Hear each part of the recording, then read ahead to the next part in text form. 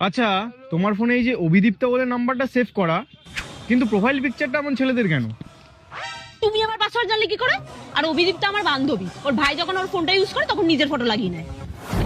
হ্যাঁ, আমি আগে থেকেই জানতাম তুমি এটা বলবে। অ্যাকচুয়ালি এটা অভিদীপ্তা নয়, অভিদীপ্ত। ও আমারই বন্ধু, আর আমি ওকে টাকা দিয়ে বলেছিলাম তোমার লয়ালিটি চেক করতে। আমি জানতাম অভিদীপ্ত তোমার বন্ধু হয়, তাই আমি আগে দিয়েই ওকে পটিয়ে আমার বয়ফ্রেন্ড বানিয়ে রেখেছি। হ্যাঁ, আমিও জানতাম তুমি ওকে আগে থেকেই পটিয়ে রেখেছো, তাই আমি ওর গার্লফ্রেন্ডকে আগে থেকে পটিয়ে রেখেছি। আমিও জানতাম তুই আমার গার্লফ্রেন্ডকে পটিয়ে রেখেছিস, তাই আমি তোর গার্লফ্রেন্ডের সাথে মিলে এই প্ল্যানটা বানিয়েছি যাতে তোর সত্যিটা বার করতে পারি। হ্যাঁ, আমিও জানতাম যে তুই আমার গার্লফ্রেন্ডের সাথে মিলে এই প্ল্যানটা বানিয়েছিস, তাই আমি আগেই তোর গার্লফ্রেন্ডের থেকে রাখি পরে নিয়েছি।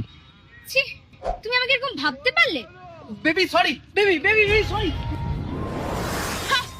আমি আগে দিয়েই জানতাম তুমি ওর গার্লফ্রেন্ডের থেকে রাখি পরে নিয়েছো, তাই জন্য আমি আমার 3 নম্বর বয়ফ্রেন্ডের সাথে ফোন পেতে চ্যাট করি। হ্যাঁ, আমিও জানতাম যে তুমি তোমার 3 নম্বর বয়ফ্রেন্ডের সাথে ফোন পেতে চ্যাট করো।